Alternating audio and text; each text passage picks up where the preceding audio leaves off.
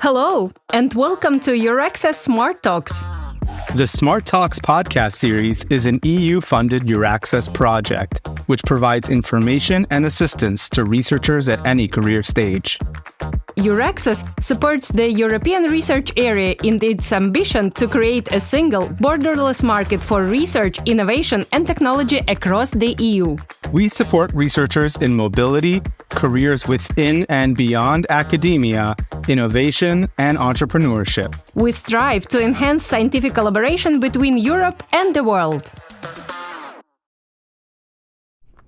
We are continuing our conversations about Marie Skłodowska-Curie Actions, the EU's flagship funding program for researchers. Today we are honored to host Director of the Islands and Small States Institute, Dr. Stefano Moncada, and Dr. Pedro Manuel Sobral Pombo, Marie Curie Research Officer at the Institute. Drs. Moncada and Pombo share their experiences with MSCA, from crafting successful proposals to balancing research, mentoring, and administration. They'll offer practical advice for young researchers and organizations, reflecting on the program's challenges and impact, as well as the opportunities it provides. So first of all, thank you for having us with you. This is a great opportunity to share what we do, what we like, what our passion lies. So I'm very happy to share our experience. So as you rightly said, our Islands and Small State Institute is considered to be a center of excellence in Islands and Small State studies. We've been around for 35 years, give or take.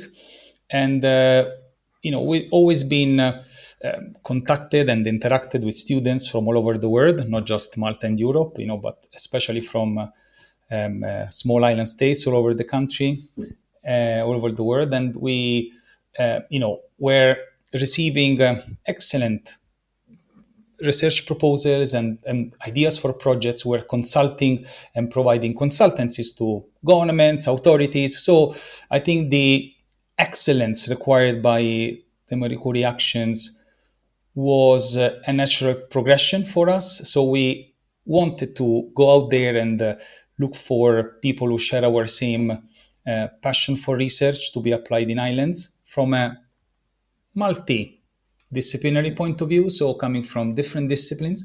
And I think the possibilities that the Marie Curie Actions offered were great. Get in contact with a set of scholars who are looking also for the same opportunity to flourish and to develop their ideas and concept. And I think we matched them very well. So far, so good, I would say. Wow. Sounds right. It sounds like that really shines through, and I'm curious how many applications you got, considering the process of applying through Marie Skłodowska-Curie Actions and the excellence. So how many applications did you get, and how much time did it take to develop a good proposal that was finally approved? Thank you for the question, Jacob. I have to make a little bracket here before answering to your question. Since, as I mentioned, was the first time that we wanted to get out there and also test a little bit the water, we published our call to receive applications on the themes where we feel we were strong and where we pioneered some work and some excellence in the area of the economic and social environmental vulnerability and resilience of islands and small states. We centered it around climate change because that is my area of expertise, but we were ready to also consider other options. So when we published the call, we were overwhelmed by the response. We received around, I believe, 12 people who were interested and sent us their initial concept notes. So not only I'm interested, but sending their initial ideas. So after that, we kept in contact with the most promising ones. I would say around half of that, so 6, more or less. And eventually we ended up submitting 2 from our end. 2 very good proposals. Of course, one of them was extremely good and had promises to be from day one when our soon friend that and colleague will be hearing from contacted us. So I would say overall we took maybe 3-4 months to do all of this, and of course, developing the proposal with Pedro took a bit longer because we kind of delved into that subject much more, and we thought it had very good promising to be an excellent one.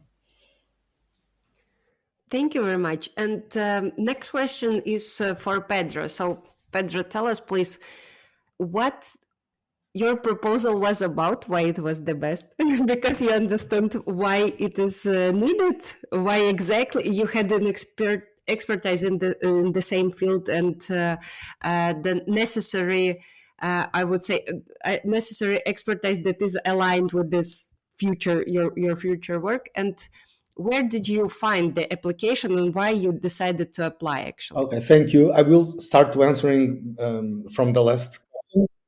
Yes. Yes, So I decided to apply. Well, it was the one of the several COVID periods in India where I was in Goa at the time. I was teaching at university, and I think I was trying to see what the future brings. And I usually browse the Euro Access webpage quite frequently, usually just to see what's around, because it's good to discover new projects or European funding. So that was something that I was doing. But at that time, I started to kind of looking for something that could be exciting to apply because everything was online. I was tired of being at home. And I saw an application by an institute. I didn't know anything about it by the time. Stefano, University of Malta. I didn't really know about it. I thought, the fact that it Islands and Small States Institute, I thought it was very, very engaging and very exciting because I didn't know it existed. And by that time, I was more and more interested in islands research. I mean, my research was mostly Mauritius or a little bit of Seychelles and Zanzibar by that time. And it took me some time to apply because I was not sure. I was coming from a heritage and a more ethnographic anthropology. And, in terms of climate change, for example, I knew that I didn't have really an experience of that. But it stayed in my mind, and I kept browsing back the webpage to see who the people were, what they were doing. And this morning, I told Stefano, tomorrow we'll make 4 years since we exchanged the first emails. So it was 23rd April 2020 when I wrote, and then Stefano wrote back very quickly. And so we started to discuss, and what probably I was interested in trying to connect background on heritage and culture to the concerns of climate change and environmental change and sustainable development, which the institute is excellent at. And from that we start our conversations. But I think I'm speaking for both. It was a very good initial click. I think it was very good since from the beginning. And then the long process started from that day, 4 years ago, almost exactly. We had an online meeting, kind of trying to understand, if it would be a good fit from my background, the institute, if Stefano at the institute would be interesting or not. And then I think I sent like a first very rough draft of a general idea, probably maybe a month and a half later, something like that, 6 weeks, I think. But that was just an idea. And then Stefano said, okay, let's work on this, which I was very excited, of course. And the submission was late September. So it was from April to late September, working on it. Long process. How did you find it? I searched at a good time because I think the institute, it was a recent call, I think, by April. So it was coming, one of the first when you put the fields, islands, or anthropology, or so it was one of the first coming. So that was quite visible. And it was exciting to think about a place I didn't know. It was there, but the goal was very interdisciplinary since the beginning because it doesn't really look very well on me to say I didn't know the institute, but because disciplinaries, we always tend to to keep updated in our own disciplines. Although I work interdisciplinarity, and the goal was very interdisciplinarity since the beginning. That's the reason that I was also very interested, because it was something that was trying to gather different perspectives, disciplines. So it was an exciting goal, even if at the beginning was coming, an interest of climate change, for example, which was something that I was thinking about, but I didn't work on it before. It was an engaging call, an engaging text to think about it. And I think that's very good. Yes, and to have this perfect match that you understand what your research is about and the research organization needs you because of that. Tell us, please, Stefano, about your everyday life. How's your everyday life looks like? Your working day, I would say. So, how much? I don't know how you can explain it in percentages or anything. So, how much time does administrative work takes, research takes from you? So, because you are at least, for example, from your experience, how much time does it take to onboard a person? How does it look like? So, yeah. I would like to add one thing about this. We, of course, we let's say that even Pedro didn't know us. We were quite, let's say, familiar or were known in other areas. But the study of, let's say that the study and the settings of islands and small states is a relatively, minor niche within the, study of other settings. So it is always a bit more difficult to find space in the arena, right?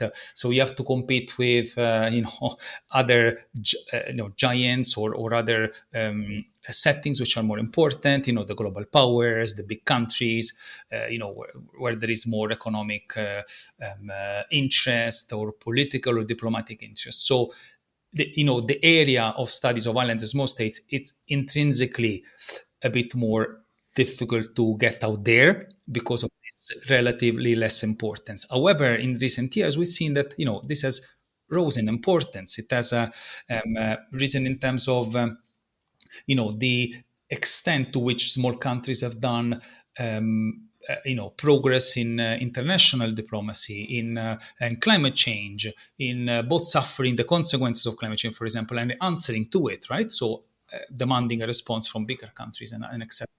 It's also the area where we test some of the established theories, whether they make sense in the context of islands. In some of the cases, they don't. So we need to revise some of these theories, right? Because they might have been applied only in big countries, on a few set of countries. And therefore, all of these have created an interest, which resulted also in all that high number of applications we received.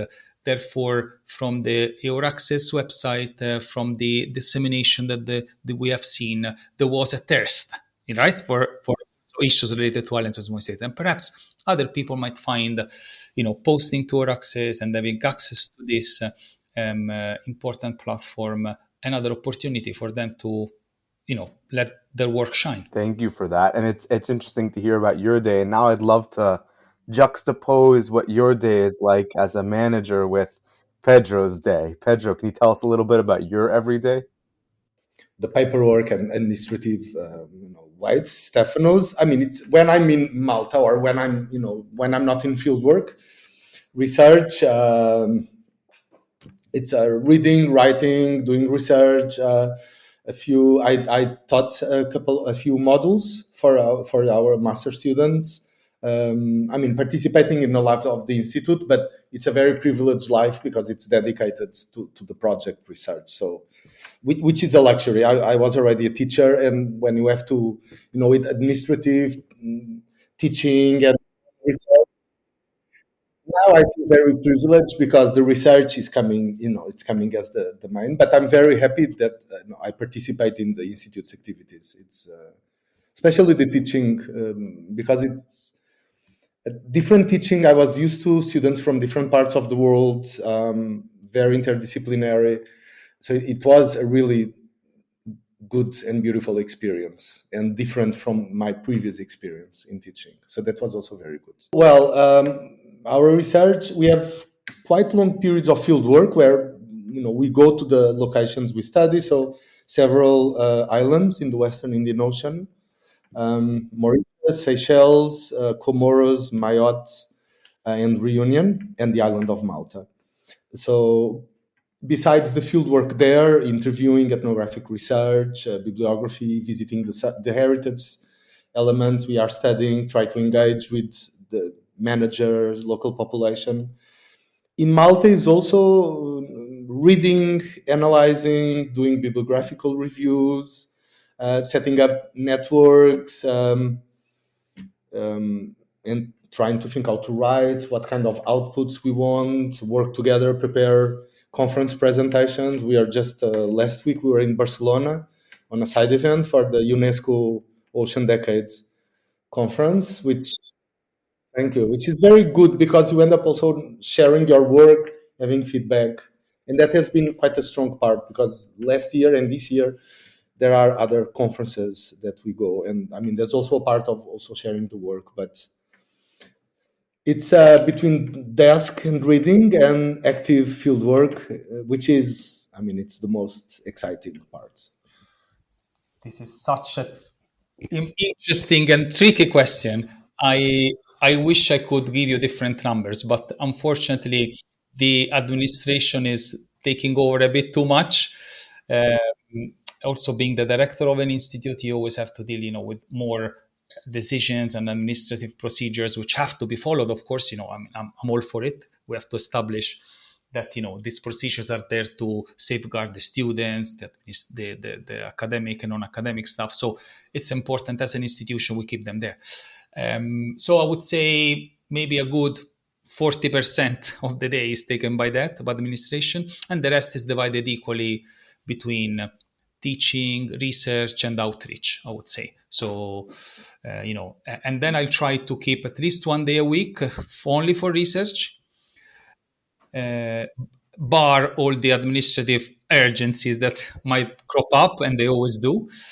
But I think it's important to keep that research going. And I guess the work that we're doing with Pedro and also the other applications which we are receiving at the moment, we're working on, keep the need to do research always alive. And of course, as far as I'm concerned, that is a very fun part of my job. So where most of the passion lies, and it's very nice. Of course, also it goes along with training students and see how they progress and they shine through their progression. So that is also another very interesting part. Talking about the climate change, do you have any good news, so to say, for us? No, there is some, and let's share it together. Also, thanks to the work that Pedro is pioneering, I think we find, and from other work that we've been doing in the Caribbean, in the Pacific, in the Indian Ocean, in the Mediterranean, many islanders tend to know how to cope with both the extreme events as well as the slow onset, so like sea level rise.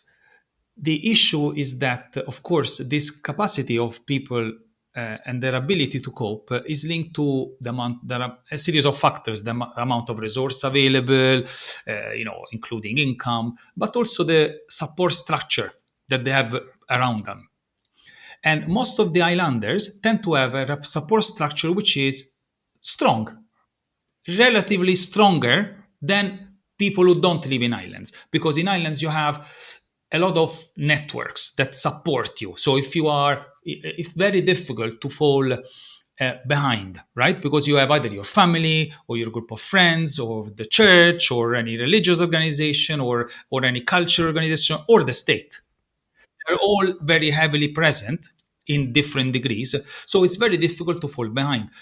However, we notice that this, because of the radical and more increased changes in climate and the impacts that this is having, this kind of coping ability of the people is becoming less and less powerful, because of course the impacts are more, they're heavier, they're more impactful. So it's very important that there is a coordination with the role of the state. So government institutions have to dialogue better with this initial response of people. And I think the trick and the key in the future will be to find a good balance between these two. So the autonomous community and individuals who react and try to cope, and the help the government authorities can give, and to understand how to help. Because sometimes authorities help not necessarily with the, I wouldn't say with the interest, but with the mind, how the communities are already acting. And that's where research is important, because we can provide this to policy and say, look, this is what they're doing, this is how they can be supported. Perhaps you should consider policies to help this. And I think the research that Pedro is doing via the Marie Curie Action goes exactly in this direction. So it's nice to see, and it's a little bit almost inspiring or optimistic to see that the research that you're doing, which started from seeing a call on the Euraxis page and then an email conversation and developing and learning about how islands and small states react to climate change, can hopefully ultimately have an effect on the global response to climate change, which I think could be very, that's amazing to see something that in theory starts out so small have very large effects, hopefully. Cautiously optimistic. Correct. So kudos to Pedro to have spotted the advert on Euraxis. Good for us to have put it there, and we urge all the researchers to do the same. We got it. We got the line. Great. I think that many early stage researchers that are like listening to us would envy a little bit you, and take into consideration that they need also to they can try, because interdisciplinarity allows also some variations on the topic. It doesn't need to be a very straightforward like it was probably some time ago. And we would like to ask you, Pedro, if you can, if you have any advice for those who want to apply. What do they need to think about? What would be your advice on preparation of proposal or anything? No, but to say what is interesting in all this is that when I was saying, and Stephanie said, it's interesting because, for example, even if I was working on, my field work was mainly on islands already, but because I was focused on diaspora, cultural heritage, and even if we had an idea of interdisciplinary, I didn't know any center or institute on island studies, for example. My references on island studies scholars was still very small, and that's why I didn't know Stefano's institute. And this is a very good, because when you start to combine expertise and fields that, I really had to quite read a lot about climate change, resilience, because are concepts that I was not working with before. Mhm. And it's quite interesting how the field of island studies really makes you, be aware of, you cannot not be interdisciplinary. I think it's almost impossible, because you really touch all the fields, and that is a very, it's very exciting, because you are reading things that you were not reading before, but make all the sense for your research. You bring your own backgrounds, your own knowledge, but you learn so much more. And even the field work is quite interesting, because what Stefan was saying is, for us, we really, cultural heritage and knowledge about environments and cultural attachments to the landscape are really vital, to cope with environmental change and climate change. And another thing that we see is that at the same time there is a loss of knowledge or a loss of connection, because also the environment, the landscape changes so much. So the population is not able to cope in the same way, because the environment is different. But as Stefan was saying, there is still so much to records, to learn with, to recommend, to observe, to register, because it's really fascinating how it starts, parallel. There's so much more around what we are studying in concrete, and that's quite a fascinating thing. Thank you. And Stefano, what would be your summary, I would say, if you would advise anyone to apply? Or to the, not only to the peers, I would say, but also to the organizations, to those who want to have MSCA stuff. So thank you for the question, and also thank you, Pedro, for the very nice words. But it's really been an incredible. So if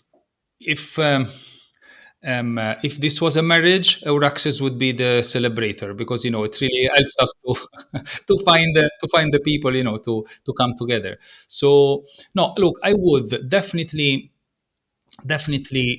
suggest the institutions to identify their point or points of excellence and write a proposal, a call for application that goes around what they're strong at. And this would include, I think, an element of interdisciplinarity. So where you think you are strong, and you kind of also supply some good elements of interdisciplinarity. That would be a good starting point. And go out there. Just don't be afraid, because these are all very good opportunities. It's an element of growth for many of the organization too. And for the applicants, I would definitely recommend to get in contact, perhaps via an initial email, to find out whether there is an interest from the people, not to give up if there isn't any reply, because people might be busy, not uninterested, especially if they're understaffed like us. But also doing great. And I would definitely try to present yourself to the institution with a strong concept note, if not a short proposal, so that you can show that you mean business. You can show that you are able and capable of having that initial idea that can be, can flourish with the support of the organization. But that would put you already in the top 10% if you present something that where you have a passion, that you have worked for, that is qualitatively good. Don't send, of course, we're talking about excellent scholars here who aspire to send something. They wouldn't do this, but don't send something sloppy, just for the sake of it. Put your reference to it, and I'm sure that this will be noticed if it is worth working for. And what about you, Pedro? What would your advice be? Well, I think really see what is open there, see the call.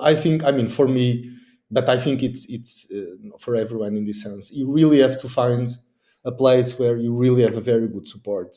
Because since the first time me and Stefano, exchange emails at the online meeting, then the first draft, and then it goes, Stefano shared with me templates of the proposal, because there's a part which is more technical. You have several areas where you have to fill in the application form.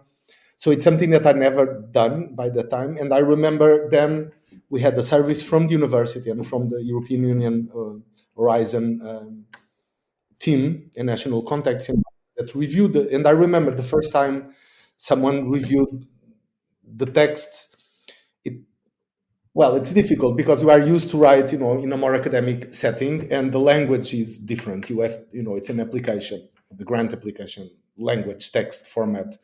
And that was essential for the writing of the proposal. You really, I don't believe it. I think it will be very difficult if you don't have a very supportive host institution. In my case, I had the best I could hope. And it's not because Stephanie is here. I tell this everyone, it's true, and I would not do it. We would not have it without a very good support from everyone, and then even from the first evaluation. So don't give up if because the first time we applied, it was already very good, very well evaluated. So it was close to have the funding, but we didn't. but the comments were very helpful from the team that reviewed at the European level, that reviewed the proposal. And we wrote again based on the comments. So one advice is find a really good host institution that makes you feel that they are interested in working with you, because I think it's fundamental to have that feeling that someone is willing to help what to do, because I think I would not have it without that support. A place that you feel you identify with, because I think it's very, not only the core skills, but personally meet the people, see if there's if you identify with the way of working, with the topics, and because I think that's very important, that you feel you are in the right place for you. And then have a very good support in writing, because so many revisions of the, so it's endless, and don't give up in the first. I mean, it can be possible. Thank you. Thank you very much for that. I guess here I'll just summarize and say thank you so much for sharing your stories. Thank you for sharing your experience, your testimonials of your research, your projects, how you guys came together. It's really fascinating to hear how, at the end of the day, sometimes we read a research paper or you see an article or something on a news site of some breakthrough or some new explanation for some research topic, and it's hard to see where it comes from and all the work that was done up until then, down to the administrative level of how the two researchers met up and how the mentor and the researcher came together. And I think it was fascinating today to really get that full picture, the full story arc from the beginning until now. And I wish you all success. Thank you, as a citizen of the world, on behalf of humanity, thank you for the research that you do. I don't live on an island or a small state, but I think it's amazing work and it's fascinating. And I think our listeners at home have gained already so much insight, both into the work that you do and the research that you do, but also as researchers, how they can go about getting to the same points and how they can go about accessing the same opportunities and developing their career further as well. So thank you so much for coming on. Thank you for listening to this episode of Euraccess Smart Talks. We hope you enjoyed this episode and can't wait to share more with you next time. You can follow us and find more episodes on the Euraccess portal or wherever you listen to podcasts. This episode was prepared by audio engineer Pavle Drashkovich, outreach manager Daria Aksionova, production manager Jacob Wiesenfeld, editors Isar Pier and Miroslav Trajanovic. This episode is published under the Creative Commons CC BY license. Thanks for listening.